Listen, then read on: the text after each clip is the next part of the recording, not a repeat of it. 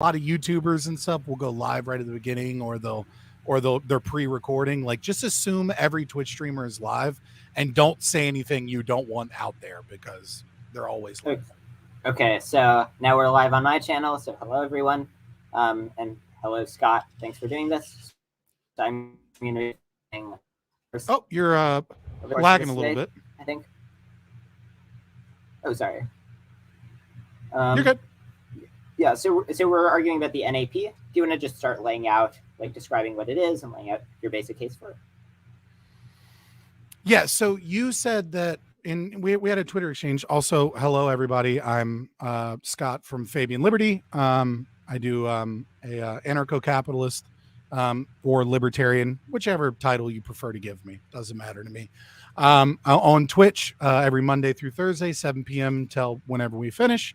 And you can find me, Fabian Liberty, pretty much everywhere. Yeah, so we had a little bit of a Twitter thing. Like, we didn't have a spat or anything. It was simply, you said, hey, I don't think the NAP is valid. And then you kind of, you were like, well, let's talk about it. Let's debate about it. So I gave you like kind of a working definition, kind of just like off the cuff, for you to understand like what version of the non-aggression principle I'm talking about, right? Because when you hear the non-aggression principle, you might hear objectivists who are, have their own kind of philosophical standard. And, Ayn Rand was obviously the first one to create the non-aggression principle. And so libertarians under the Rothbardian, Hoppe vein are a little bit different in the way that they describe it. And it's evolved a little bit through that philosophy. So the working definition that I gave you, I think it was like 2:00 in the afternoon, which is usually when I wake up. So the NAP is a descriptive rule within natural law that states that one cannot ethically justify the use of force against another person. Force is any violence, coercion, fraud, etc. against a non-consenting party. And then I added, for clarification, just so that we didn't get lost in the sauce on this, criminals are stopped from being able to revoke consent they logically argued for with their actions until they pay restitution and repayment. Okay, so so one hang up is you described it as a descriptive rule, but it seems to be about ethics. It's what one can ethically justify. So this seems to be normative and not deducible from purely descriptive premises. So the non-aggression principle does not give moral oughts, right? So it does not tell anyone what they ought do, and it doesn't tell them what they ought not do, right? So it is purely descriptive and not prescriptive. Okay, so then so it is describing that one cannot ethically justify. But yes. So the thought is that, it seems like if we're talking about ethical justification, that would be something normative, not merely descriptive. Well, you can say that if that's if you're a virtue ethicist or a consequentialist or in any other branch that is attempting to give you moral oughts and ought nots and things like that, sure. But we're discussing the non-aggression principle. So I'm telling you what the non-aggression principle is. I don't think anyone would be. Anyone that really understands the, libertarianism and is fairly well read on it would disagree with the notion that it is not prescriptive. It's describing natural law, and it's describing, how the justification of whether or not things can be justified from either in the Rothbardian tradition, axioms, but later with argumentation ethics added kind of later, what logically can be said without engaging in a performative contradiction. Okay, so the thought is that it's a descriptive claim that if one engages in force or fraud or something, then they're engaging in a performative contradiction, and if they're engaging in a performative contradiction, well, they're being contradictory. But if it's not normative, then no. Being a criminal isn't a performative contradiction. Being a criminal and arguing that one ought not aggress upon you is, right? So I can't stab you and then say one ought not rape, because I'm stopped from being able to argue that, because I'm showing with my actions that a stab, one ought not be stabbed, right? So as I'm stabbing someone, I should say, like, please don't stab me. It's like, well, you can't argue that you shouldn't stab people because you're currently stabbing people. right? So I'm going to stop you from stabbing that person. Okay, well, but couldn't you argue that only some people get to stab other people? So couldn't you argue, I mean, if you think that our actions require us endorsing a general rule in some way, then if I stab you, but then say other people shouldn't stab me, I could merely act on the rule, people named Matthew get to stab other people. And this doesn't justify anyone else stabbing me, given that, or people named Matthew who live in the particular place I live and who have. Yeah, the problem is that Matthew is a moral agent, right? And there's no definitive difference between Matthew and non-Matthews that make one a moral actor and one not a moral actor, right? And so if you're going to establish a norm against and then try and put in this clarification that it's okay so long as it's being done to Matthews, right? Then you're not really you're just kind of like building on things that you want to say, but you're really just saying gobbledygook.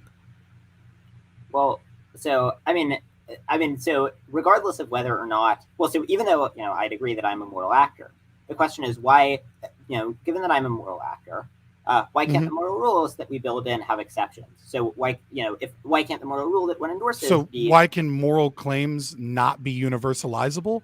Like you're arguing that morality is not universalizable? No. So on this account, it would be universalizable. You say a rule that applies to every single agent throughout the universe is, if they're Matthew and they have an epic YouTube channel called The Liberation Under Ideal Conditions and so on, if and only if those things are the case, then they get to stab people. And that's a universalizable rule. It applies to every single agent in the universe.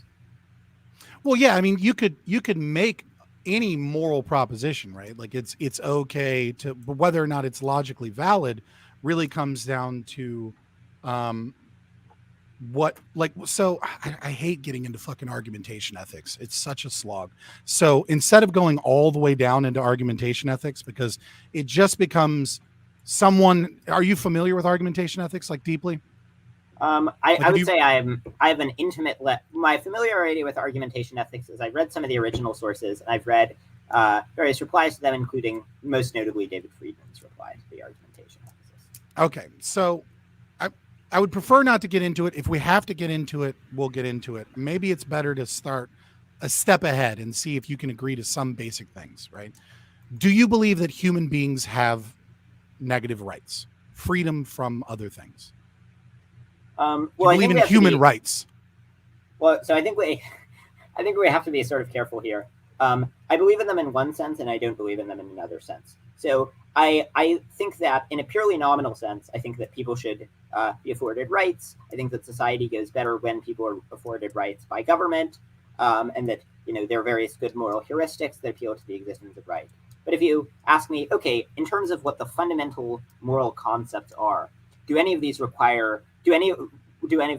end up invoking rights? I think say that the answer to that would be no. I think that I'm a utilitarian. Okay, so you don't believe in like fundamental human rights that just exist by nature of being a moral actor. Like certain things can't be done to you. So my next question is, why can't I rape you? Like you look like a young, smooth guy. Like, why can't I just bend you over and tell you to shut the fuck up and rape you? Why would it be morally wrong for me to do that? Well, because it would cause lots of unnecessary suffering. So I don't. But it would make me really happy. Okay, but it would cause me more suffering than it would cause you pleasure. Okay, so what we're saying is we're doing a kind of a utilitarian calculus, right? Right. And says there would be severe trauma to you. It would like possibly physically wound you, right? Because I'm a pretty big guy, right? So if I rape you, you're probably going to get physically wounded. And like psychological trauma, all of this stuff, right?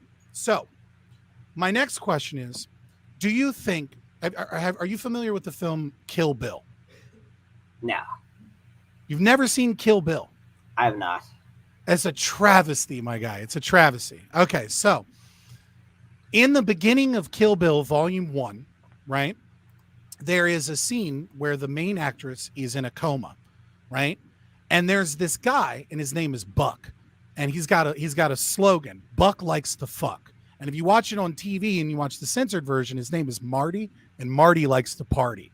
All right, and depending on whether or not you're watching the edited version, he either drives the pussy wagon or he drives the party wagon, right? It's a fun thing in both ways. You should definitely watch the film. Quentin Tarantino is amazing. So now what is happening is she's in a coma. She's unaware of anything going on. She's dead to the world, right?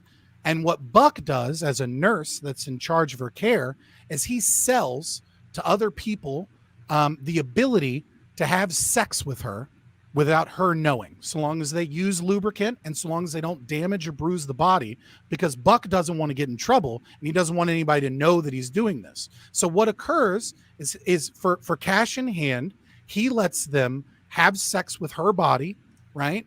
Over and over and over and over again. They rape her body that's still warm and has life and could potentially wake up, right? But they don't bruise her, they don't harm her, they don't cause any perforations. Now, in your opinion, would you say that Buck, who likes to fuck, who sells this woman's body without her consent, right? Because she can't give her consent, right? To other slovenly dudes so they can get happy. Do you think that he's morally a good person? No, and the reason for that is going to be various sophisticated Yeah, I'll let you. I gave like a long explanation, but mostly because you hadn't seen the movie. But like, yeah, please go ahead. Yeah. And I think that in that case, I think that it would be wrong. And the reason for this is that there are various ways in which this would have bad consequences in expectation. So it would make people much more frightened about their loved ones, for example, entering hospitals if they know that there was a chance that they'd be raped repeatedly in comas. There's a chance that they would, that proper safety precautions wouldn't be taken, and that they would get pregnant. There's a chance that it will be discovered and be this national scandal that induces fear in enormous numbers of people. It's also pretty plausible that just the people, if people spend time raping people in comas, then they're more likely to sexually assault people in the future. And so I think that there are all of these very sophisticated consequentialist reasons to oppose this. But if we let's go into those.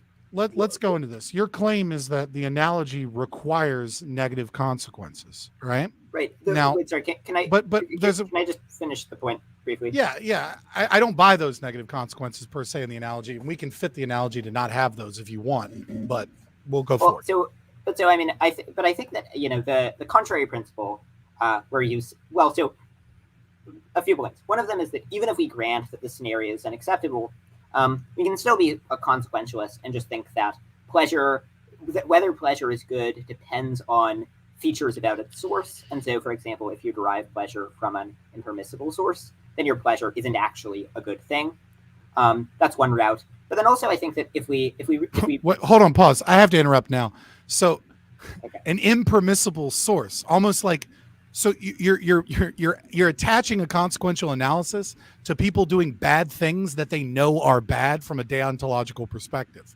Like if you're dealing in utilitarianism, don't try and slip deontology in here when it suits you, and then act like that's not part of your calculation. Like strictly from a utilitarian perspective. Well, so right? Sorry, just to be clear, I wasn't slipping in deontology. So utilitarianism is just a conjunction of a few claims. One of them is that one should bring about the best consequences, and the other one is that what determines the best consequences is how well, in general, people's lives go, or sentient beings' lives go, rather. And so my claim is that if you think that this case is a counterexample to the simple version of utilitarianism that just says we maximize pleasure, then you can have a more sophisticated account of what makes one's life go well, which would say, for example, that if you're raped while you're in a coma, that's bad for you, given that it, for example, violates your bodily autonomy. You can say that, or you can say... Perfect. I love that argument because it supports the non-aggression principle deeply. Because you believe that people have bodily autonomy that shouldn't be violated.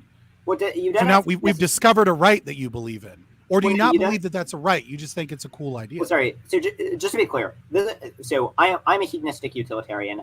I don't think that this is true. But my claim is that we can still maintain consequentialism and we can hold on to it while just saying that this is one case where the consequentialist picture, there's a version of consequentialism that's fully consistent with the judgment. But then just to defend the judgment slightly more, I think that if we stipulate away all the negative consequences, and I think it's important when we stipulate away all the ways that it results in negative consequences to really try to remove it from real world cases, given that our intuitions, if we make it similar to real world cases, except we stipulate away all the negative consequences, then I think our intuitions are going to be about, are going to track the real world. You wanted me to give you a good representation of the non-aggression principle, but the problem is I'm having difficulty following you now because you keep using good and negative consequences, and you threw in bodily autonomy and then kind of like sidestepped and pivoted away from that because it supports my position. And like, can I get Oh a wait, good sorry. definition of like what is good and what is bad in terms of negative or good consequences? Because you brought up this idea of impermissible actions, right? Which almost sounds like you are establishing deontological moral norms. And now it seems like we're just going in a circle about good is good because it's good. And can we get a definition of that? Okay, sorry. The thing you wanted definition is the word. Well, like you keep saying negative consequences and good consequences. I want to know what you mean by that. Like, what is a good consequence? Yeah. You have a goal that your moral philosophy is hinges completely upon, and that aspirational goal of the consequences that you want to occur in the future are yet to be defined. Yeah. So my view. So there are different views on this that are consistent with utilitarianism. To be a utilitarian, you just have to think that. Just give me yours. You know what I mean? Like, just give me your arguments, because you gave me other arguments that weren't yours, and I said, let's work with that because it supports me. And then you said, well, I don't believe that. So, like, just give me like your arguments. Sorry. I think that what determines how good a world is just the total amount of pleasure minus pain in it. So I just want to briefly respond to one thing that you said a few times. I don't think that the account that I was laying out that cares about bodily autonomy requires believing in rights. This just says basically that if you have more control over your body, that is part of what contributes to how well your life is going. So it doesn't say, so the same way that thinking that, for example, pleasure makes your life go well doesn't require believing in rights, this account would just say that having bodily autonomy makes your life go well. It would not believe in rights on top of that.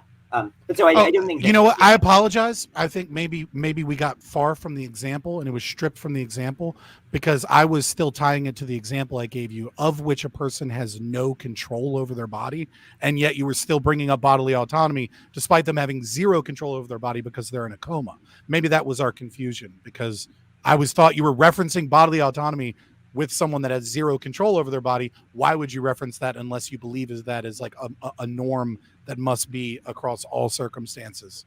Yeah, so well, I maybe there was a bit of confusion there. So I apologize for so that. So I think in that case, I mean, this is not my view, and I'd be happy to spend most of the time talking about my view. I just want to very briefly say this, that I think the account would be basically that if one is a person, it's bad for them if their bodily autonomy is violated or disrespected, why, or hindered in some way. Well, this would just be one of the base moral facts. There wouldn't be a deeper account of that. I mean, we're all going to have to, and remember, this is not the account that I agree with. I'm just saying. I still don't know. I want your view, and I want you to tell me what is good and what is bad in reference to why the non-aggression principle is wrong. Yeah. So what I said is that I think that what determines that goodness, that the only thing that is good is pleasure, and the only thing that is bad is suffering. But I mean, in terms of I'm sorry. The only thing that is bad is what? Suffering. Suffering can be good. Well, suffering. So we need to distinguish between instrumental good and intrinsic good. So something is instrumentally good if it is bad in itself, but it produces something else that's good. So you might have suffering, and then it causes you to grow and progress and become a stronger person. And that would be an example of a case in which suffering is intrinsically bad, but instrumentally good. My claim is that suffering is always intrinsically bad, though it may produce various other instrumental benefits. Do you believe that like hurricanes are morally evil? I don't think that they're morally evil. I think that they're bad. Okay, but so now, I mean, you chuckled a bit. Okay. But I think I thought we were using evil and bad. Yeah, no, I thought we were using evil and bad as synonymously here. Yeah, so you're separating evil and bad. Right. I think that. Well, I mean, because hurricanes can cause suffering, right? And it's not necessarily instrumental suffering. Yeah, and I think that when we say that something is bad, what we mean is that it causes net suffering relative to the counterfactual, or something like that. It actually gets a little bit more complicated than that. But that's a decent working definition. And when we say that something is evil, we're also ascribing various character traits to it. So people can be evil, and human action can be evil. but just inanimate objects like tornadoes can't be evil. So I mean, they're not moral agents, they're not moral actors, but I'm Yeah. still trying to get like what you mean by negative consequences and positive consequences. Because my problem with utilitarians and consequentialists in general is that, you know, I don't see how anyone can really base their I can make strong moral claims. Like I feel like the universalist or the consequentialist is forced to say, well, I think this is bad or I think this is evil, because no one is like a crystal ball, right? So you can't really know what the consequences of anything is ever, right? Yeah, so I agree that we can't know consequences with certainty. And so there are going to be cases where I'm going to say, you know, I think that rent control is bad, but I'm not 100% certain of that. But it might work in this one instance, and it's like, even though I hate rent control, like, and I think it's bad, it might lead to the types of outcomes that you want, though it's unlikely to do so. I'm with you. Yeah, but I mean, I think that any acceptable moral view is going to say that, right? So I mean, so one reason to think this is just that, you know, I mean, presumably you're not 100% certain that you're correct about libertarianism, right? We should have some epistemic humility. We should think, you know, there's a chance that we're wrong about something. I mean, sure. I mean, I'm not 100% sure about anything that I believe, right? Like I'm open to be convinced of something else. But I am 100% certain that that you're wrong because I'm debating you. So I have to be. But go ahead. Well, but so the point is that given that you're not 100% certain of anything, we're both gonna say that we think rent control is probably bad, that we're not certain. Now you're gonna say that because of moral uncertainty, you're not certain which moral view is correct, and I'm gonna say that because of factual uncertainty. But I think in all cases we're gonna have to say that. Should we talk about when you get into again, you've yet to give me really like what you've kind of just like circularly gone around what is good and what is bad, right? Well, by saying that like, well, these are just moral foundations, right? And then when we get into it, yeah, but pleasure's good sometimes, pleasure's bad sometimes, and pain is good sometimes, and we don't always know what is and isn't good in those veins. So I've said that like, pleasure is intrinsically good and pain is intrinsically bad. Whether something is good, you know, just all things considered, will be a function of the amount of pleasure minus pain that it contributes to the world. Yeah, but then we just get back to the rape scenario with unconscious people. I'm gaining more pleasure than that person's gaining pain because they have zero pain. And then you went on this long list of like, well, other people might find out. There's all of these other consequences. There's all of these things, you know, which, you know, fair enough. Yeah. Well, so but, I mean, I mean, like, go ahead. Well, so no, go ahead. I think that it makes sense to, when thinking about these scenarios, we want to have our. Given that I just don't know what you. Let me rephrase real quick. Like, I don't know what you mean by intrinsically because it just seems like a natural fallacy.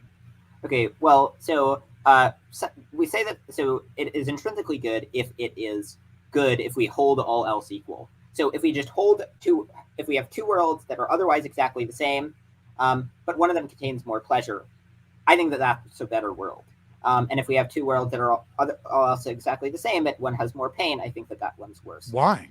Why would you engage in such a silly, like, why would the world with more pleasure intrinsically be better? We don't know that. It could be worse. Okay. Well, I was giving. Well, so remember, these worlds are otherwise identical. And I think that if we consult our moral intuition, if you think about, okay, these worlds are otherwise identical, but one of them has more happiness. The other one has more misery. It seems like the world with more happiness is going to be better than the world with more misery.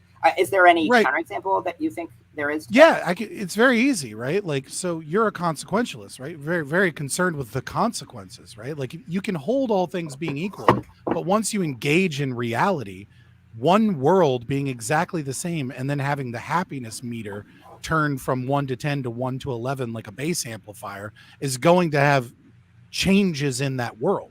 You literally cannot hold that world to being equal because it will change the way that world is. Right. So I agree that, you know, you're not actually going to have actually existing worlds that are the same except for differences in pleasure. Right. So it falls apart in reality. Well, no, I was giving a definition of a term. So the definition of the term was intrinsically. So you say that something is intrinsic, like you said you didn't understand what the term intrinsically meant in this context. So I was trying to clarify it by saying that it's intrinsically good if you think it's good in and of itself, such that if you hold everything else constant, then we want more of the stuff that's intrinsically good. We want less of the stuff that's intrinsically bad. I'd be interested in hearing your reply to some objections to the NAP. Which objections would you like to bring forward? So one objection, one worry is I think it has really implausible moral implications. So here's one implication. Here's one implication. So suppose you can steal, a nickel from someone and you won't be able to like pay them back or anything. And this is the only way to save 1 billion people. Do you think you should do it? Steal a penny to save the world. I mean, you changed it a little bit, but it's fine. Yeah, I can answer that question. Right? So the difference between something that is morally prescriptive and something that is descriptive under natural law, right, is that what I can say is that stealing a penny to save the world is ethically unjustifiable, right? That does not mean that I am demanded to make a moral ought claim that one ought not steal a penny. All that means is if you steal said penny, that I can't claim that one ought steal a penny, right? Because that is a gobbledygook sentence, right? It makes no fucking sense, and you are branding yourself against logic by doing so. But what I can say is, if you're in a position where either 1 billion people, or let's go further to the extreme, right, and say steal a penny to save the world, the entire world is destroyed if you don't steal this penny. Well, that is the most anti-life thing that could occur in your life. So that's all obviously also an evil choice by most metrics, right? A virtue ethicist wouldn't be like, I mean, a virtue ethicist that really cares about theft, might say don't steal a penny to save the world. But I think most people's moral intuition would be like, fuck yeah, I'm going to steal the penny. And I think most humans that exist in that space, if given that choice, even if they're a deep, deep believer in the idea that theft is wrong, will likely become a criminal in order to steal a penny to save their wife, their child, their grandparents, the neighborhood they grew up in, and all of the things that they value in the world, right? So I'm not, what I am saying though, is that if one steals a penny to save the world, you are a criminal. You have chosen to do something that we cannot say is a moral norm that we should justify, because there are other extremes to that. When you justify, right, theft and stealing from people and aggressing upon people, right, so that others may be happy, we can flip that over and say, it's okay to have utopia so long as one girl is raped in a dungeon every day, right? And that's, one person can be sacrificed, one person's rights can be sacrificed so that the greater good can be done, or you justify taxes or gulags or communism, whatever you want, right? So what really is with the steal a penny to save the world example is what you're really saying is, I have given you an ethically unjustifiable position and I want you to say that it's okay to do this, or I've given you something that everyone would recognize as a moral evil. So choose between a moral evil and something that is ethically unjustifiable. And the problem is that I'm not going to tell you what you should do. What I'm going to tell you is that you can't justify stealing that penny. You are a criminal and you must pay for your crimes, which is to say restitution and repayment, which would be in the nickel example 10 cents, right, or in the penny example 2 cents. And I think people will probably let you re-enter society because people's own intuition is that they understood the precarious environmental situation you were in. Yes. Well, so I mean, one thing that we might be getting a bit hung up on is I'm not actually sure what. So like, I have trouble understanding what it means to say that something is ethically unjustified if you ought to do it. Like, it seems like when you say that something is ethically unjustified, that's just the same as saying that it's something that you shouldn't do.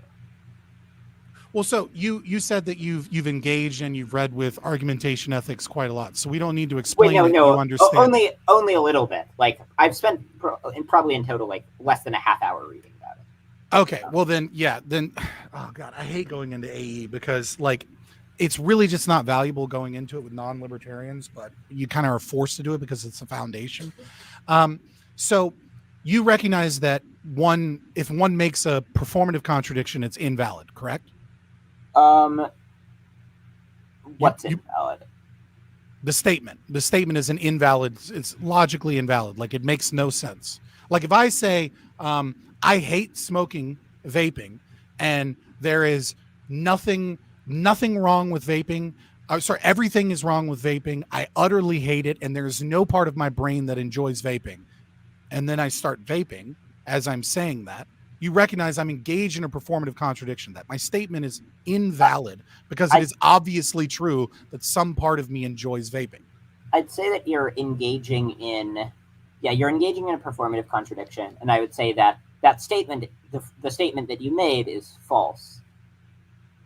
Well, it's invalid, right? It cannot be evaluated for true or false. No, I think it can. If you say that there's nothing that you like about vaping as you vape, then I think it would be the case that you like something about vaping. The statement would be false. It wouldn't not have a truth value.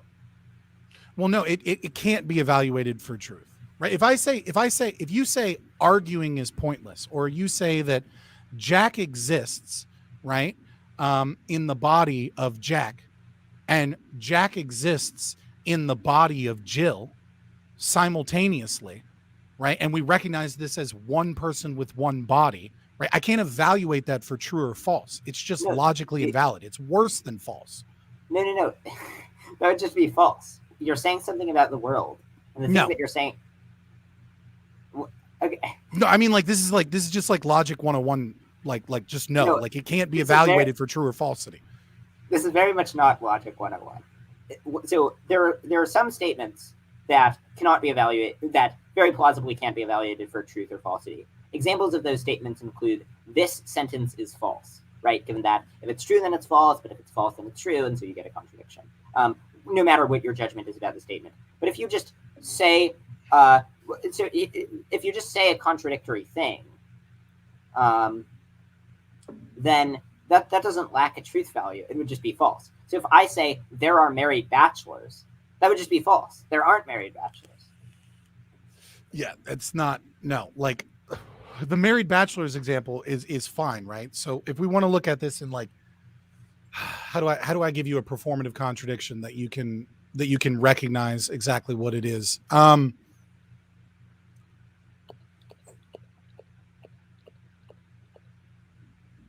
I don't know. Arguing is pointless. I would go back to that, right? Like if you're engaged in argumentation with me and you're saying arguing is pointless, you're saying that this is false, that it's not contradictory, even though it is a contradictory. But well, no, not that it's not contradictory, but you're saying that it isn't, that it is logically invalid. You're saying that it is just false. But that's not true in the sense that,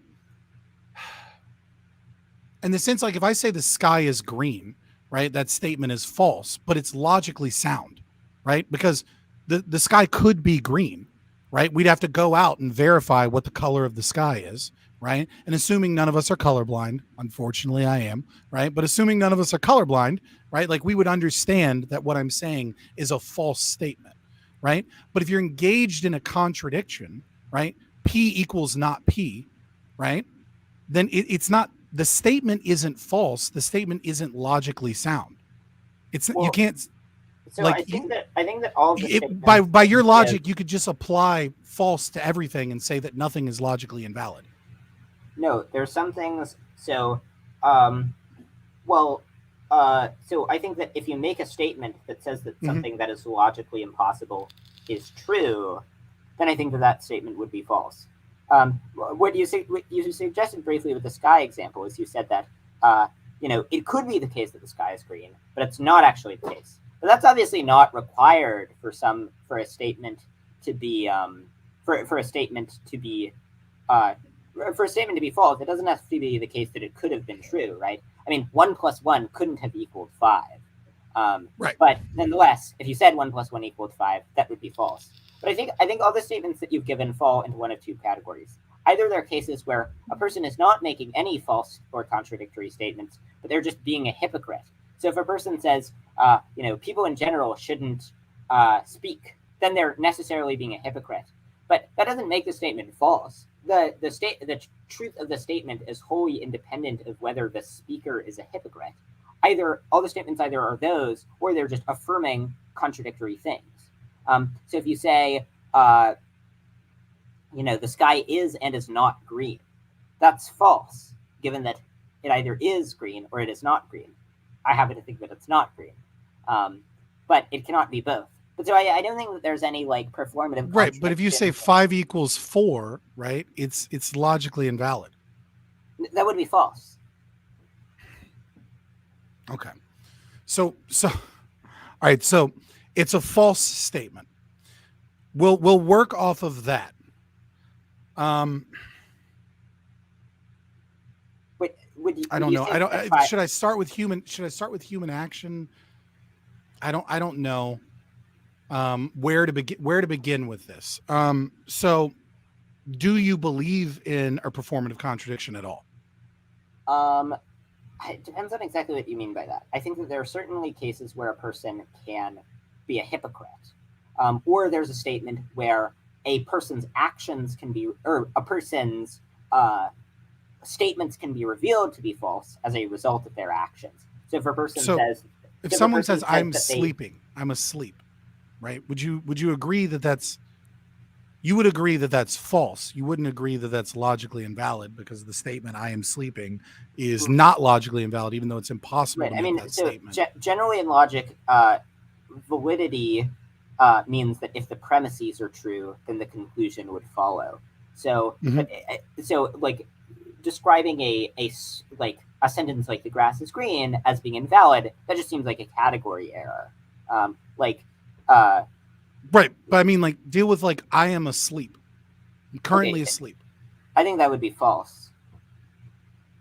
Okay, but you believe that there is a world in which this, so you don't think it's logically invalid to say that I am asleep because you don't believe in performative contradictions. I don't think that statements like that can be logically invalid, but I think statements like that can be false. Okay. All right, so we'll just work off of the idea that you recognize that the statement is in and of itself impossible to say, right? That to say that I am asleep and hold on, let me finish. It's impossible to say and for it to be true, right? If your actions are, at the very least, we can say that if your actions are showing that you're establishing something via your actions, and then you're saying the exact opposite out as a form of argumentation, like as a form of argument, that thing isn't, that must be false at the very least. Yeah. Okay, so we can work with that. Okay. Oh my God, my chat like wants to do this in a ton of different ways. Like they want to go into conflict.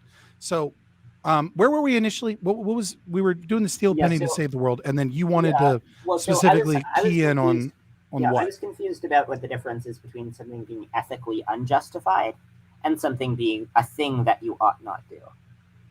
Okay, yes. So understanding from that premise, right? And you said you've engaged with argumentation ethics, then you recognize that libertarian natural law philosophy, right, is saying that you're engaged in that performative contradiction by arguing for aggression. When you support aggression, right, and we'll just, so that we can avoid going into this long fucking line of argumentation ethics, right, of which you've engaged with a little bit, and like I said, I don't really see the value in going deeply into it. What is it? Does anyone, if anyone can give me the link of the it's, his name is like Lunesque or whatever. I think it's a much easier video to watch, and I'm sure you'd be interested in watching it because it's like an hour long, but it's like, boom, you got it from that point. But anyways, if understanding all of that, when we say that something is ethically unjustified, what we mean is that if you attempt to argue that it is morally right to do this thing, i.e. aggression, or to steal or take someone's private property, right, that you can't make that argument and that be a valid, or at least in your position, a true statement. It cannot be a moral claim that is true. So that is what we mean by that difference. It's different than saying you ought not do something. I'm not telling you what you should and shouldn't do with your body. What I'm telling you is that if you say it is morally okay to rape that person, that sentence to me makes no sense. And that when you say that it's okay to do that, right, that you are making a claim that simply cannot be evaluated for morality because it's a gobbledygook sentence. And that's the basic foundation of the idea behind like natural law, is that like if you argue that it is morally good or that one ought steal from people, right? That's not something I can even tell you about in the domain of morality, because it is we'll go with belief for now. It is our opinion that what you've said is just inane gobbledygook. It cannot be true. So there's no point in even engaging with you in that conversation because it can't be evaluated for morality. Okay, so suppose I make the following statement. I say, it's okay to steal in limited circumstances. So, for example, it's okay for the government to collect taxes for various limited purposes. I mean, I'm actually probably certainly more libertarian than the average voter. I generally think free markets are pretty good, but I support some non-zero amount of government. But so if I make that sentence, how am I performatively contradicting myself? Well, you're by engaging in argumentation, right? By engaging in a search for truth, or attempting to get me to believe your truth, if you will, right? You're establishing this norm via our argumentation that you recognize that I have my own body and that you can't actually control that process towards the truth via force, right? You're already engaging in this idea that if you want to convince me of something, right, or you want to change my mind about something, or you want me to see the truth of your situation, you're engaged in this conversation with me, of which you recognize that we should not engage in trying to, bend me over and fucking paddle me until I agree with you, right? That I'm not actually going to agree with you because you recognize my bodily autonomy. Well, I think that we need to be clear that, I think that all you have to think in order to take the action of arguing with someone is that in this particular case, arguing with them is better than your other options. Yeah, I don't buy the particularist argument, right? Like it's either universalizable or it's not, right? Well, like so, why is it okay in this case but not in others? Well, so presumably the person would endorse a more limited principle, right? So what they would say would be something like, arguing is good. So take the simple utilitarian account. Arguing is good when it has good outcomes, and this is a fully general and universalizable rule. Okay, but you can't define good, right? Like you defined it good by good things. Like you gave me a circular argument on what is good. Sorry. So I was just using the consequentialist picture as just an example. But I said good was pleasure, but or pleasure was the only good thing. But we just pretend I'm a Michael Humer style, like kind of right. Moderate deontologist, where I think that in general you oughtn't violate rights, or in general, the fact that some action violates rights counts against it, but that can potentially be outweighed. And so, and in terms of the account of what's good, it's going to be a sort of complicated picture. It's going to involve lots of different things, including respecting autonomy, pleasure, knowledge, virtue, achievements, and so on. But the point is, the specific account, the specific alternative accounts can be criticized. But the basic point is that what you can do is you can just adopt some general principle, where the general principle entails that that arguing is good, but that there are also cases in which one ought to use force. Okay, so the problem is that you're saying there are particular cases where this moral norm goes away, right? That one ought not violate people's rights that we have given them via the state or some entity that we've recognized, right? That those rights exist, but then there are particular cases where those rights don't exist. So it is your belief that the problem that I have with that is like either those rights exist and they ought not be violated, right? Or you don't believe that those rights exist. Like how, like the two makes no sense. No. So sorry. So just to be clear, the account is that rights exist in all cases, and the fact that some action violates a right, that counts against taking the action. But in certain cases, you should still take the action. So this would say that it's ethically justified to kill one person to save the world, but it's not ethically justified to kill one person to save two people. So the rights always exist. This is a fully universal principle, but the principle about rights does not proclaim that the rights should never be violated. It proclaims that they should always be violated if and only if the following conditions are met. Okay, so you're saying that there are certain conditions where rights should be violated. What would those conditions be? Well, so I mean, there are going to be different accounts of this that are going to be. So I mean, I think that So you don't have like a hard line set. It's just, is it like, give me a like a zoom out, right? Like if it will go towards the greater good. Is that so I think I think I wanted you to say it, right? Like not me, because I don't want to like put you in that box. Yeah, so I think presumably the account would be something like, if it has sufficiently good, not just enough to contribute a little bit to the greater good, it has to produce sufficiently good outcomes in order to outweigh. Mm-hmm. And maybe there's going to be some other complications, but that would be sort of probably the basic sketch of the view. Right. So it's okay to rape a girl in the dungeon so long as this creates some magic power that everybody else lives in utopia. The rape is morally justified. Her suffering is morally justified because everyone else is living in like the perfect world. Yeah. And yeah. So I think it's okay to rape the girl. Yeah. How many times will you rape her? Well, how many times are you willing to rape her? Because you say in your bio that you're an altruist, right? So you're willing to engage in self-sacrifice for the greater good. So how many times will you rape the girl before your mind is changed that the utopia is not worth it?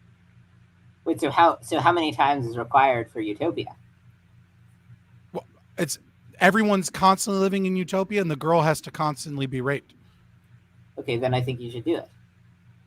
Right. So how many times are you going to rape the girl, right? Before you get to the point where you realize that like maybe I'm not an altruist and a consequentialist, it's not worth it. Well, I would say that you should like do it continuously if it was the only way to bring about utopia for an arbitrarily large number of people. But I mean, you can have an account that says that if utopia is like a more complicated account where you say basically that if utopia is tied in some intricate way, where there's some very important connection between I'm using a little bit of magic here because obviously like raping a girl in a dungeon isn't going to like No,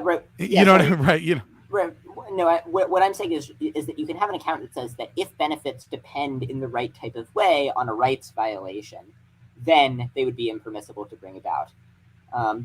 But I mean the point is just that there are going to be lots of different accounts, and the accounts are going to say different things. But if the argument for the non-aggression principle and for argumentation ethics involves biting someone with plausible bullets and saying basically that it's ethically unjustified to steal 1 penny to save the world, and also that it involves saying that and then the argument for it involves just trying to individually beat up every single one of the other ethical theories. I mean, there are going to be different people who have the different ethical theories and different accounts of that, but it can't be a good like if the argument for your theory is just that every single other theory is wrong. Well, that's not the argument for my theory. Like we both have positive positions here, and I'm picking apart yours as you're picking apart mine. That's right. Not the foundation of argumentation ethics isn't consequentialism is wrong. The foundation is based upon the fact that that what we recognize is that Rothbard originally, like before argumentation ethics, right, is attempting to understand conflict, right, and it's attempting to understand like where is conflict inherent, right? Where are people's like being forced to battle each other in some regard, right? And so that conflict really comes down to like that property, right? Like whether or not I have a cup of water, and in order for us to sustain this argumentation, right, I have to keep drinking water. If I stop drinking water, I'll die, right? Like I'm going to need water. And so there needs to be a valid kind of like a valid means of me being able to justify that this water can be used by me, right? And so you need a valid justification for property. And communal property ownership or taxes or the fact that I don't actually own this water, right, pulls apart my ability to be able to make any statements, because I'm doing so whilst violating other people's rights. If I don't own this water exclusively, if this water isn't mine, right, then I'm not justified in drinking this water until I get permission from all of the other people that might want this water. Maybe in the apartment next to me, they have no water, and unbeknownst to me, they're dying of thirst and they really want this water, and they're slowly crawling, right, over here, in the hallway right now. They're crawling, hoping that a neighbor has water, right? And so if this isn't my water, right, and I drink this water, and it's actually everybody's water, everybody owns the water, or those that need the water more have a right to my water, then by me drinking it, I'm violating that person that's dying in the hallways rights when they show up, and I'm the murderer. I'm killing, right? And so like that understanding of conflict is really like where anarcho-capitalism or libertarianism really starts to begin. It's like, well, how do we reduce conflict, and how do we understand the inherent nature of conflict between humans? And we can go further and further and further if we want to just describe the entire fucking history of libertarianism. But understanding those elements, like, there's a lot to it. Like, Rothbard didn't set out to be like, I'm going to develop a theory, and the theory is consequentialism is wrong. Yeah, well, so I mean, I think let's. I think it's worth describing where we are in the dialectic. So, you brought up argumentation ethics, and argued that basically, if you violate other people's rights, then you're engaging in a performative contradiction. I said that that's not true, given that you could have a universalizable rule that entails that it's both good to argue with people, and also, in some cases, not good, that it's both good to argue with people, and also that in some cases you should violate someone's rights. You asked me to sketch out that rule. I sketched it out a little bit, but the broad point is that regardless of the specifics of what the alternative account is, there are an infinite number of rules that permit both aggression in some cases and also that permit aggression in some cases and also permit arguing about argumentation ethics. So given that that's the case, I disagree with that. I don't think it's steel manning me, but okay. So you were saying, but given that that's the case, I disagree with that, but that's okay. I don't think I don't think there are any justifications for aggression, which is the initiation of force against a non-consenting party, right, or some fraud. Now, and the problem is that as the consequentialist, you're basing you're saying that I am establishing a moral norm, that it is sometimes okay, based upon my subjective understanding of what the future will be, to violate people's bodily autonomy. Because I predict that in the future, more people will have less suffering, or more people will have more pleasure than what I think will be the amount of suffering that you will go through from my aggressive actions towards you. I don't even, the problem with that is that it justifies anything. What you have justified is every evil in the world forever and always. Like, you've justified gulags with that position. Well, so I agree that any evil can be justified under various incorrect empirical assumptions, but I don't think that that counts against the theory. So, I mean, suppose that putting one person in a gulag would bring about infinite utopia. Everyone would be infinitely happy.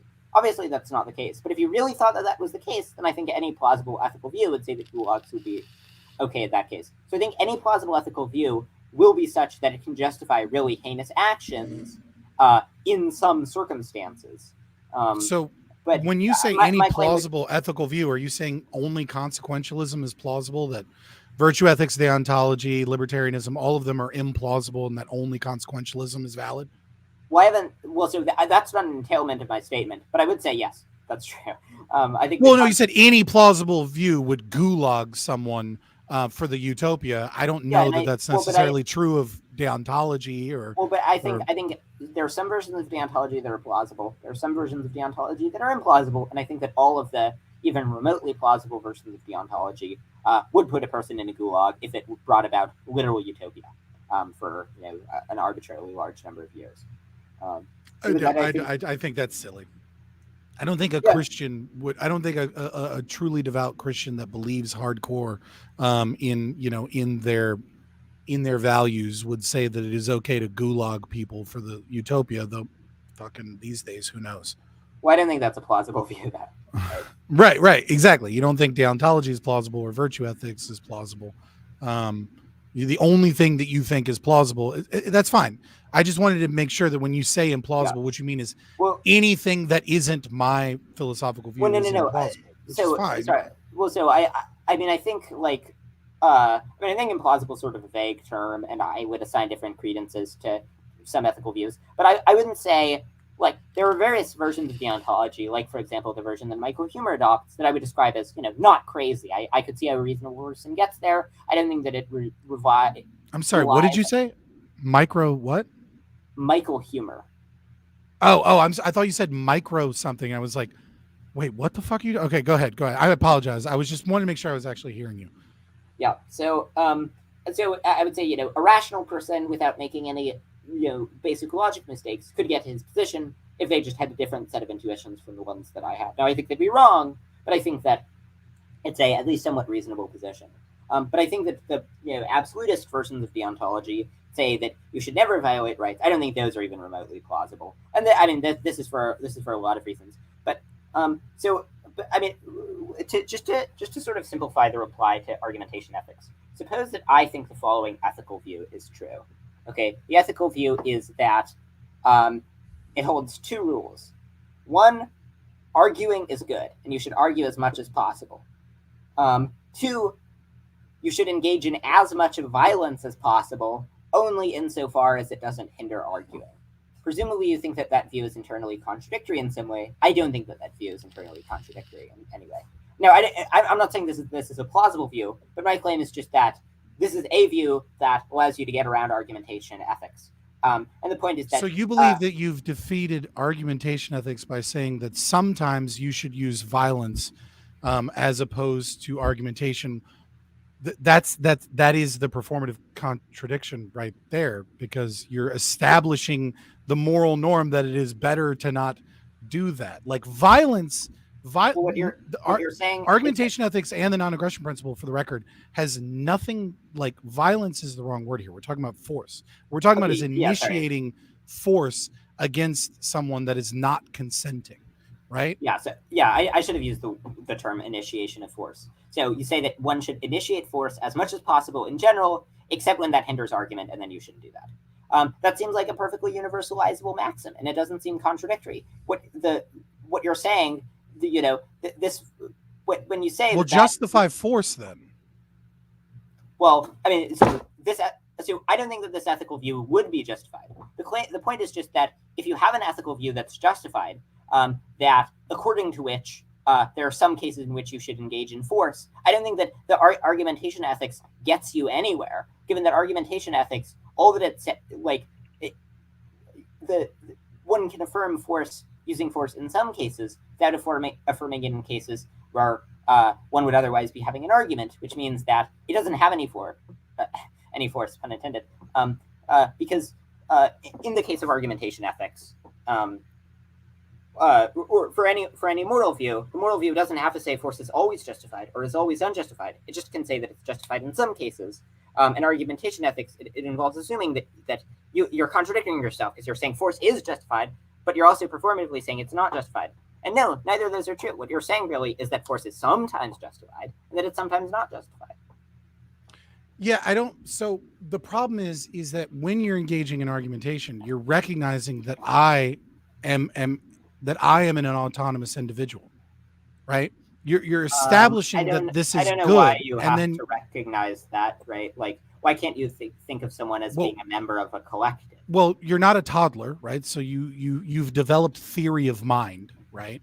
You've recognized somewhere around the age of 3 or 4, right, that I am my own person with my own thoughts and ideas, right?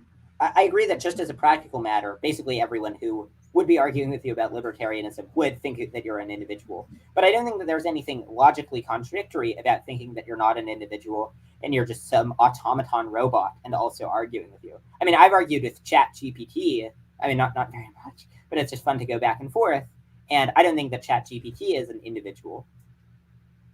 Okay. Yeah, I don't think that either. I don't understand what you mean. What you said is to argue with someone, you have to think that they're an individual. You can't argue. You can't argue with ChatGPT. That's not possible. I mean, you can like make a point and it'll raise and ask it to raise points in reply. No, you can't argue. It's not an agent. Like you can't argue with it.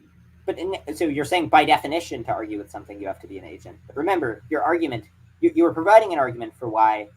So why is it that to argue with one, you have to recognize that they're an agent? Okay, so if I'm arguing with you right now, right, then by virtue of arguing in this conversation, right, I believe that you are a different person, right, that has your own ideas that I simply cannot force upon you. To not believe that would be like, what would you be doing then?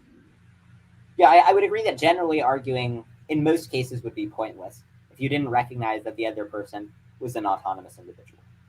Right. Like, what do you do? Like, if you're talking to someone that's like brain dead and you're arguing with a brain dead person, you're really just attempting to argue with that person, right? Like you're not, what are you doing? Like you're arguing with yourself against a wall, right? Like you're not actually arguing with that person because that person isn't capable of understanding what you're saying and then like generalizing that information that you give them. And then like they're not capable of doing anything that like actually makes it an argument at that point. Like there would be no difference between you arguing with a Coke can and arguing with someone that's like brain dead, like Terry Schiavo. Like you can't argue with Terry Schiavo. Yeah, no, I mean, so I would agree that in most cases, if you're arguing with someone, and maybe this isn't going to be ultimately that relevant to the point. In most cases, if you're arguing with someone, you have to recognize they're an autonomous agent. My claim is just that there's no logical contradiction between arguing against a robot, for example. Like it's not. I think in general it'll be true in any basically any sane person who's arguing with someone will recognize that the other person, if the other person is a person, that the other person is an autonomous individual or whatever. But I don't think that that's like logically necessary. But then you're not arguing. You're there's no conflict, right? Like you're just talking to yourself. If you're talking to a person, right, that is incapable of understanding you, right, then it's no different than you singing in the shower. Like that's not argumentation. Yeah, I don't think that this point is ultimately if what you define as a argument is a rhetorical conflict of some sort between two people, then yeah. I mean, you could in theory be wrong about whether the other person is the person, but I didn't. This doesn't seem like that important of a point to get hung up on. You could be attempting to argue with someone that's incapable of argumentation, but you wouldn't be engaged in argumentation, technically speaking. But that's not really like relevant to the moral norm that you're doing. Okay. That you're establishing. You're recognizing that the other person is an individual with their own thoughts, with their own feelings, right? That you're attempting to get them to agree to some of your terms or ideas, or attempting to change their position in some way, and you don't have the capacity, right, to change my mind in any other way. Like you could use violence, right, but to use violence would not be you wouldn't be argumentation, right? Like you wouldn't be arguing. Sorry, why do you like at that point you would just be beating me and torturing me, hoping that I eventually reach the position that you have. Yeah, wait, sorry. I'm not sure why to argue with someone you have to think that you're incapable of convincing them without argument. So, like, I don't know. Suppose that you you're not in. I take that back. Like you don't believe that it's impossible to, let's say, torture someone to then believe something different, right? Or to do something other than arguing. What we're saying is the action, the human action, the intentional behavior that you are performing, right, is establishing that this is a good way to get someone to believe what you want to believe, and that this is preferable. Yeah, when you argue with someone, you are, well, I didn't think that you have to affirm as a general, to argue with someone, you didn't have to affirm as a general rule that arguing is preferable to other things. You just have to think that it's preferable in that case. Okay, so you think it's preferable to argue in one case, but it's not universalizable. Yeah, well, no, so the rule, so it would be universalizable, in that, well, so I think, I mean, it's perfectly I think it's perfectly consistent to say that it's not universalizable. But I mean, if we say that it is universalizable, it can just be universalizable with strings attached. So the universal rule would be that, it would be some more complicated rule that entails that in some cases, arguing is worthwhile, and in other cases, arguing is not worthwhile. Right, but what you are establishing as a norm is my existence as an autonomous person that has the ability over myself, and that it is good to engage in argumentation with that person. Wait, so I agree that you have to. Wait, sorry. Can you repeat the things that you think that you have to think the other person is if you're arguing with them? A rational agent with what were the other things? So a rational agent with bodily autonomy. I don't know why you're recognizing bodily autonomy, right? Like you're recognizing that I have exclusive control over my body and my thoughts and minds. By even engaging an argument with me, you already recognize my bodily autonomy. I don't think that's true. I mean, let's imagine. How is that not true? Well, so here, let's imagine a counterexample. So let's imagine that that there was a person who they had control over their body, except someone else controlled their thumb by remote control. You could still argue with this person, right? I'm sorry, I was just typing to someone in chat real quick. Yeah. Well, so if a third party was controlling a person's thumb by remote control, then you could still argue with them. And what this shows is that in order to argue with someone, you certainly don't have to think that they're fully autonomous over their entire body. Okay, sure. If someone was controlling my thumb, right, while I'm playing a video game, then I don't have exclusive control of my thumb. Just like if someone was, but what we're talking about is exclusive control over my mind, right? Now, the mind usually transits to the body, but I don't understand maybe the distinction wasn't made clearly enough. It's not about whether or not I'm the one controlling my hand right now, right? Like you can still argue with me, sure, but I have exclusive control over my brain. If I don't have exclusive control over my thoughts and my ideas, and you're attempting to argue with me, right, then you're not really arguing with me at that point because someone else is controlling my thoughts. Like if I'm under the effects of a mind control spell, right, then you're not arguing with me. You're potentially arguing with the person that is using a mind control spell, maybe. Well, you know what I mean? Well, so I mean, I don't think it's certainly the case that you don't have to have control over your entire mind, right? So let's imagine that a person you have control over 99% of your mind, but just the part of your mind that's responsible for thinking the thought that blueberries taste good, you have no control over that. You have no ability to think that thought, and someone else can make you think that thought whenever you want to. Even if that were the case, unless you didn't have full control over your mind, I could still obviously argue with you. I don't think that you could argue with someone that's being enslaved, but maybe if they're being enslaved in the regard that they have a portion of their brain enslaved. This is the first one I've never heard, which is actually kind of interesting.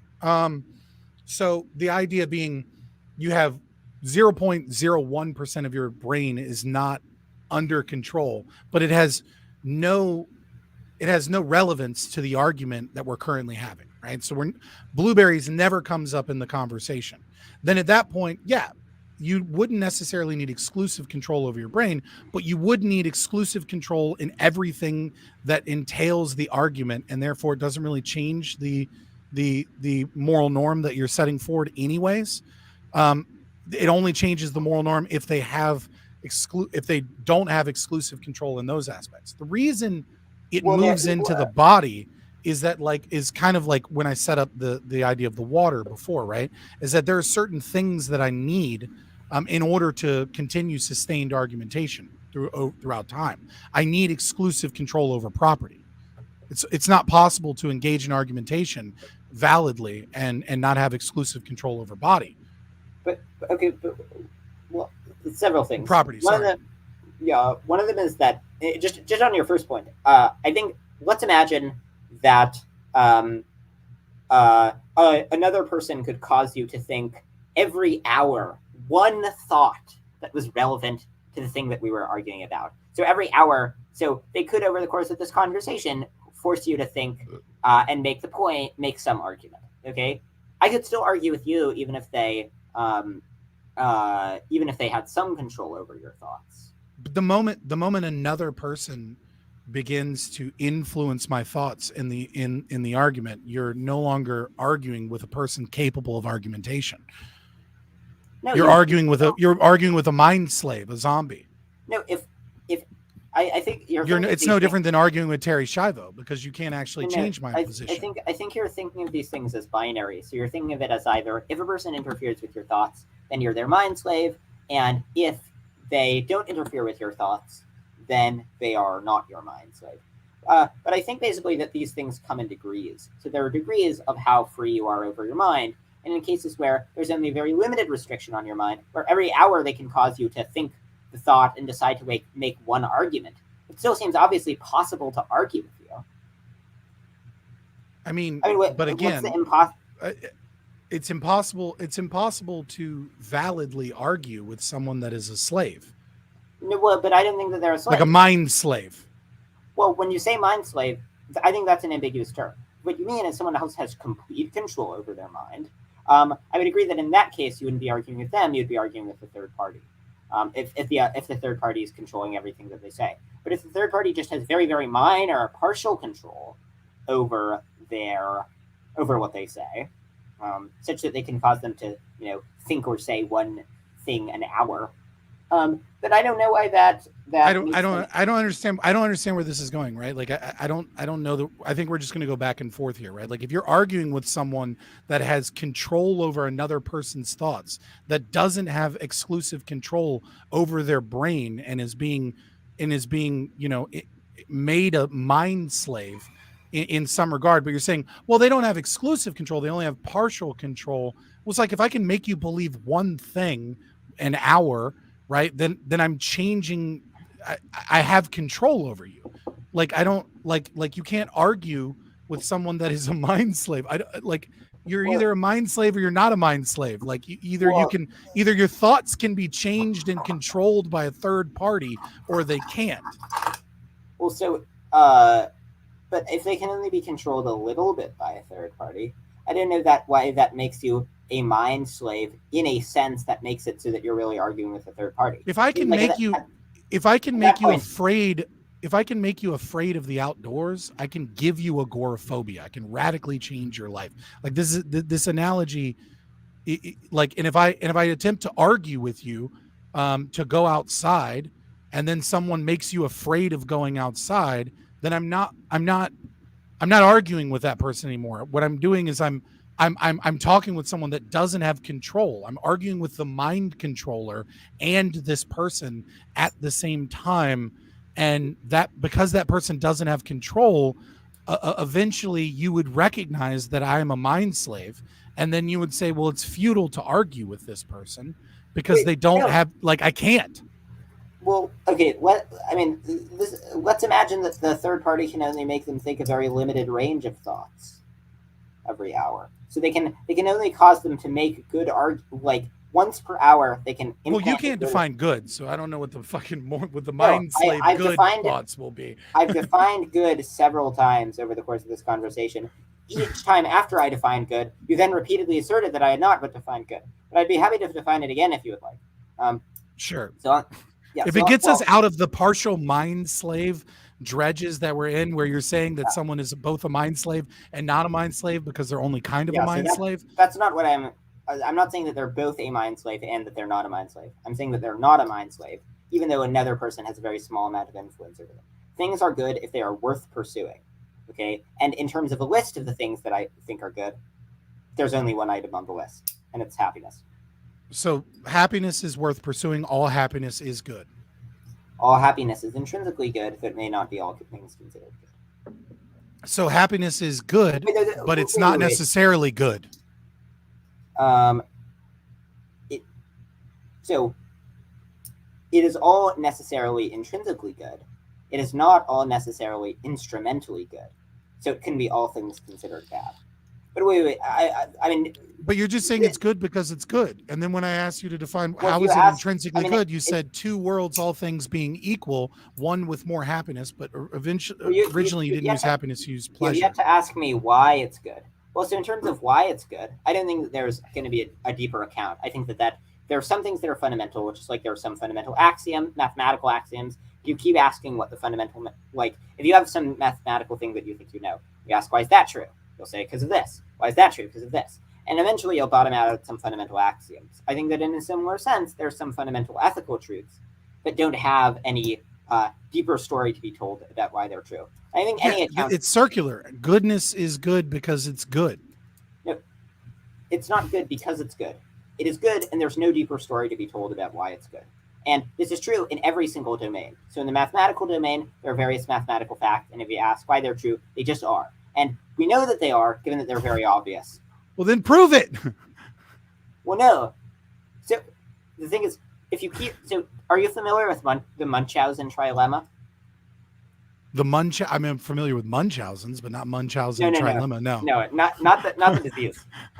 So suppose you think... So say you have a piece of knowledge, okay? You're like, I know that the sky is blue. How do you know that? Well, because I observed the sky that is blue. How do you know that your vision correctly informs you that the sky is blue? Well, because, and you can keep asking the story, and so eventually you'll either get things that just bottom out at fundamental axioms, or you're going to get circularity. And so the point which is not true in math, right? Because you can use theorems to prove things to be true. No, you need axioms in order to get theorems to prove anything. But your axiom is good. I say define it, and you say it's good. No, I've told you. It just is. That's not an argument. Well, no. So if you want the argument for why pleasure is good, the argument is, well, various intuitions that we have are best accommodated by positing that pleasure is good. It seems like the argument that pleasure is the only good, that would be a sort of complicated argument. I could start out by explaining why pleasure is one of the goods. And then I could go on to explain why other things are not good. I don't know what to do when I'm like, hey, can you define just like what is good, since it is your entire worldview is dependent upon this axiom, and then you keep giving me an argument, a circular argument, and then you just use synonyms. Okay, well, if you ask for a definition, then I'm going to give you a thing that means the thing.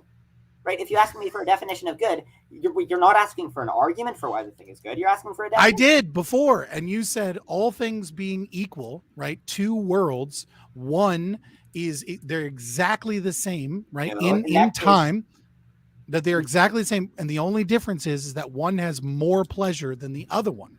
And then I said, but that pleasure will change the world, and all things being equal cannot hold true over time, and therefore it doesn't match reality. And then you just went back into the things are good because they're good. No. So I think your understanding of the dialectic, I think, is wrong in several areas. So in that case, I wasn't explaining what good meant there. I was trying to explain what it means for something to be intrinsically good versus instrumentally good. So something is intrinsically good if it's good in and of itself, and it's instrumentally good if it's good because it brings you other stuff. So money is a good example of something that's instrumentally good. Money is not good for its own sake. It's good because it buys you stuff. And that stuff is good. And so my claim is that the only thing that's good in itself is pleasure. And you were sort of confused about what that meant. So I was trying to clarify it by saying, if something is intrinsically good, if holding all else equal, a world's better where there's more of it. In terms of the argument for why pleasure is good, well, so let me first make a brief methodological point. And this will, I'll make this prior to the argument, because the argument's actually going to be very short. So the point is that if something seems really obvious, this gives us some reason to believe it. The reason that I think, for example, that the shortest distance, there are various intellectual seemings that I think we're justified in trusting. The reason that I believe, for example, that the shortest distance between two lines is a point, or that if a thing has a color, it has to have a shape, or all sorts of other things that just strike me as obvious, that modus ponens is valid. The reason I believe all of those things is because those things seem obvious, and they seem obvious when I reflect on them. And so then we ask, okay, is pleasure good? And yet when I reflect, it seems obvious that pleasure is good. When you think about what pleasurable experiences are like, so you think about what it's like to be happy, for example, spending time reading books. When you think about what that's like, that seems like a good thing. And then when you think about being miserable, that seems like a bad thing. So that's the argument. The argument is we should trust our seemings, and it seems like pleasure is good. Therefore, this gives us a good reason to think that pleasure is good. If you want the argument for why nothing else is good, I'd be happy to give you that too. I'm not sure that I'm dealing with an argument. You saying it feels good, therefore I want to do it because it feels good. I think it's good, therefore it's good. Like, I don't know. It just seems like a natural fallacy. Like, it just seems like you're deriving an ought from an is. Like you're saying things are intrinsically good. Why are they intrinsically good? Because they feel good. Okay, but like because something feels good doesn't mean it's good, but it is good because it's intrinsically good. I don't understand. Let me lay out the argument one more time. The argument is the fact that something seems the case gives us good reason to think that it is the case, unless we have good reason to think that that seeming is false. It seems like pleasure is good, and we have no reason to think that that seeming is false. Therefore, we're justified in thinking that pleasure is good. That's the argument. It does not involve appealing to nature, does not involve circularity, does not involve saying that pleasure feels good. It just involves sort of reflecting on what pleasure is like. And when we think about it, it seems good when people are happy and bad when people are miserable. It seems bad when people are, miserable in the gulags, and it seems good when people are happy and, spending time with their families and so on, having a good time. Okay, so if we get away from the idea of intrinsically good and we put it back into the idea of it feels good, therefore it is good. Which is not something I've said. It's something that you've repeatedly asserted that I've said, which I have not said. Well, what is your basis that it is good other than it feels good? Like what am I missing? What is the principal element that I'm missing here? The argument is that you have evidence that it's good because it feels good, and you don't have any other evidence that it's not good, and except there's tons of evidence that pleasure isn't good in circumstances. So maybe the confusion is that I've been saying that it seems good, and you're equating seems good with feels good. So I think that it seems that pleasure is good, and when I say that it seems it's good, a seeming is a way that something appears intellectually. It's an intellectual appearance that's not based on anything further. So when I think about the proposition, the shortest distance between 2 points is a straight line, I sort of grasp on an intellectual level, yeah, that seems plausible. When I think about the proposition that a thing cannot be and not be something at the same time in the same sense, that seems plausible when I carefully reflect about that. And so in a similar sense, when I think about, when I think about what it's like to experience pleasure, it seems to me that that's a good thing. And this seems to match various people's revealed preferences, and it seems to match various other people's ethical intuitions. So the argument is an intuitionist argument. Okay. So it seems, not feels, which is to say I don't know the principal difference between seems and feels here, but we'll use your word. It seems that it is good because whatever evidence you've gathered is that it is good, but I'm still trying to get you to say what is good, and you say happiness. So happiness seems to be good because you have evidence, and that evidence says that it's good, and therefore that allows you to go from the is to the ought in moral prescriptions about what is right and what is wrong based off of what seems good. Yeah. So and what seems good is happiness seems good. And when I ask you what goodness is, you say happiness because it seems that way. I didn't say okay. No. So there was a lot that you said there that I think was inaccurate. When asked to define good, I said things that are worth pursuing. When asked to give you a list of the things that are good, I said happiness is the only thing that's good. Happiness is roughly synonymous with pleasure. Um, uh, so, um, Mm-hmm. let's see. Wait, there were various other things that you said that I think were inaccurate, but now I'm forgetting what they were. Wait, sorry. Do you want to repeat what you said? Well, so what you're saying is, and maybe I missed it before. Oh, Like wait, sorry, your sorry. definition Wait. of good. Yeah, I What your remember. definition of good is What? is things that are worth pursuing. So Yeah, it is worth pursuing happiness, yeah, it's worth but pursuing. not above all else. It has stipulations, I right? know, And but those my view is like, that it but is happiness above is all. subjective. Like I don't understand. I Well, don't get so, consequentialist. It seems crystal. Like I don't understand how you make moral claims off of crystal balls. I don't know. I don't get it.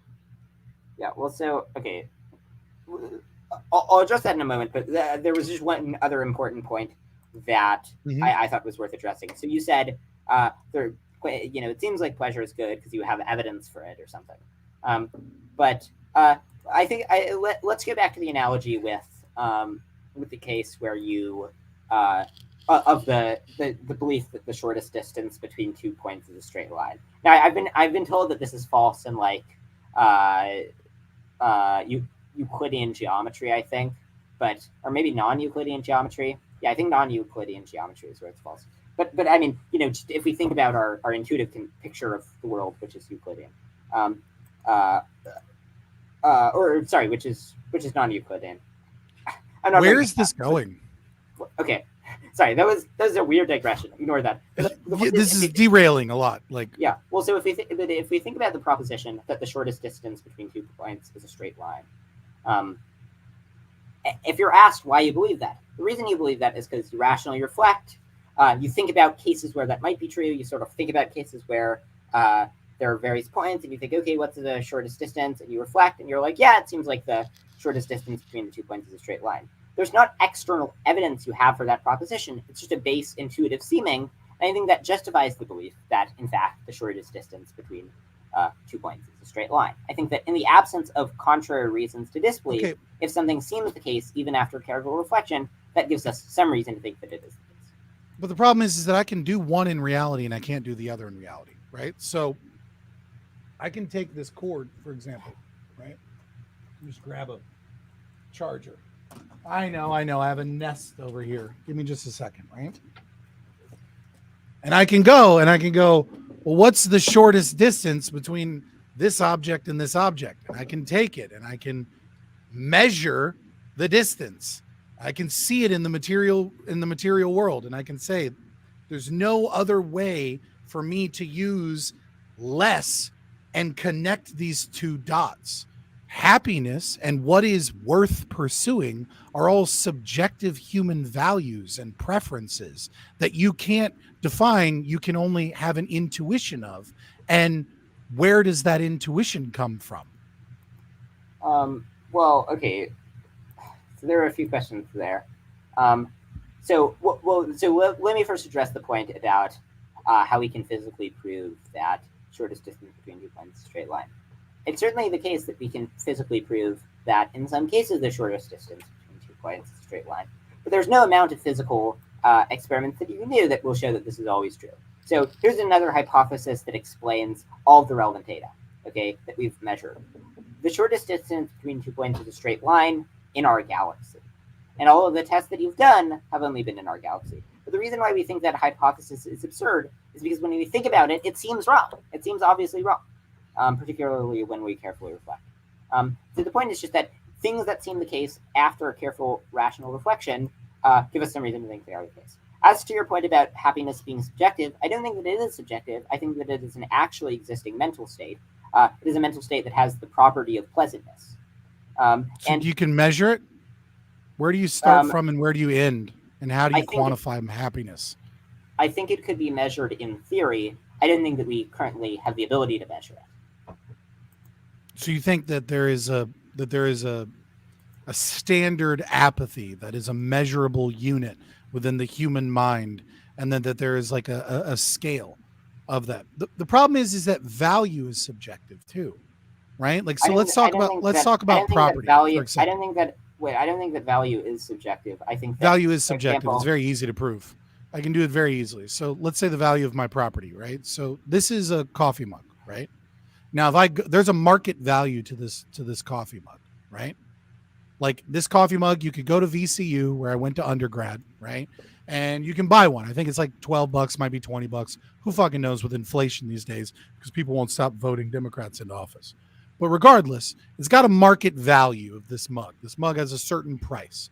Except this mug was a gift from my grandmother, right?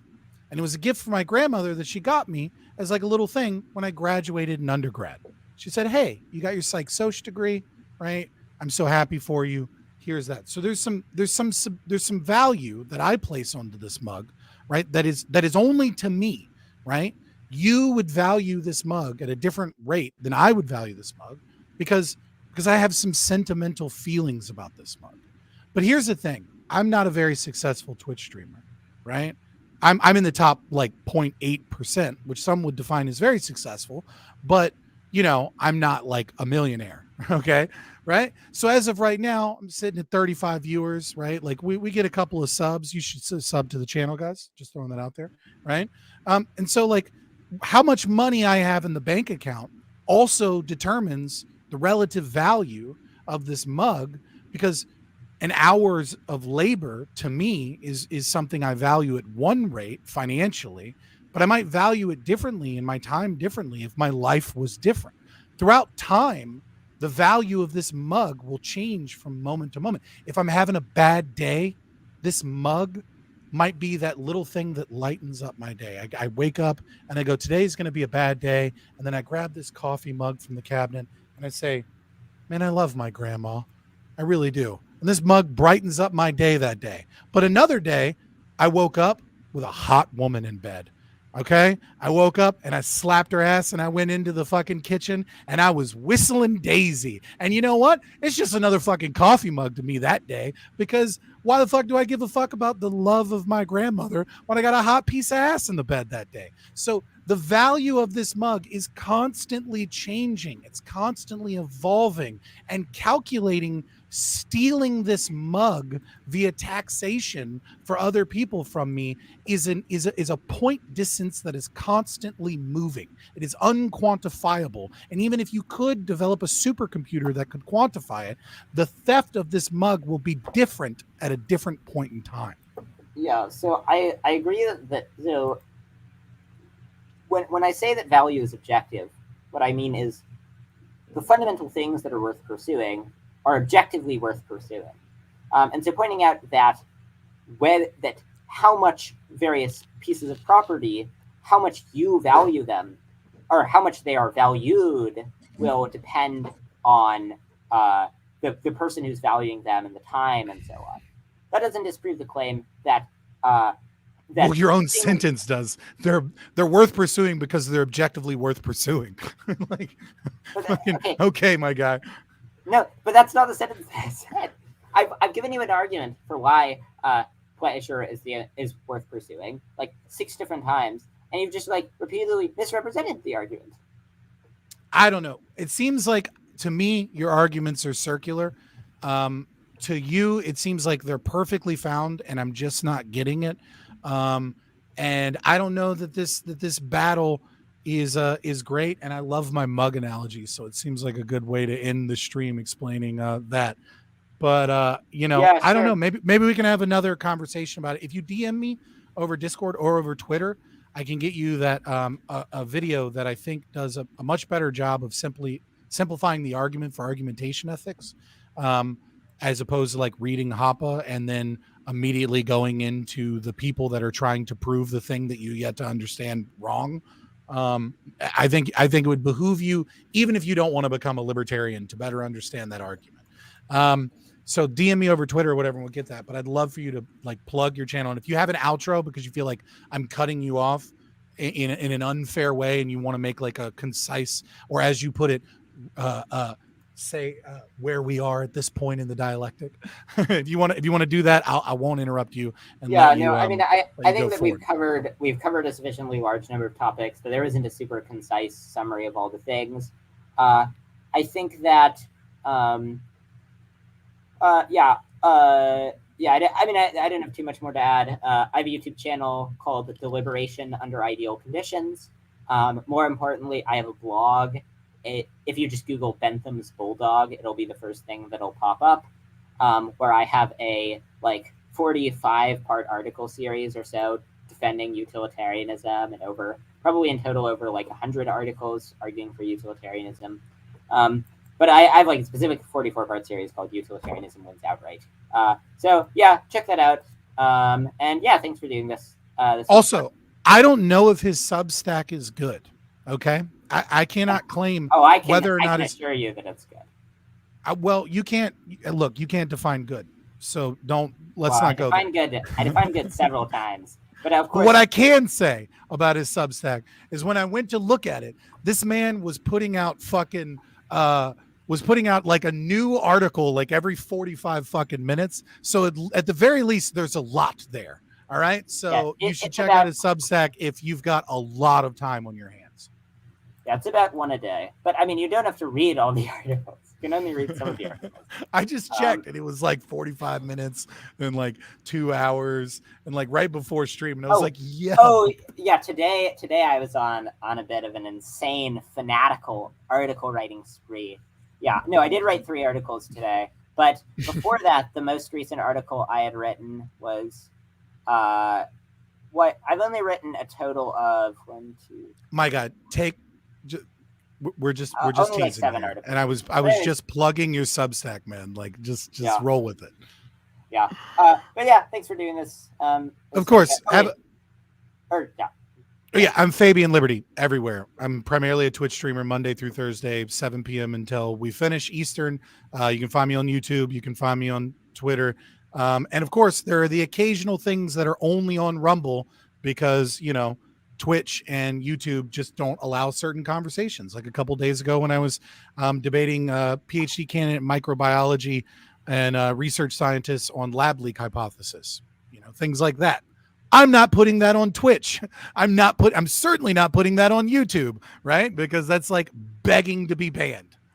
Yeah, I think the lab leak hypothesis is pretty plausible. I'd give it 60% odds. Well, he disagrees, so there's that. You have a great day, Matthew. Or night, I guess. Well.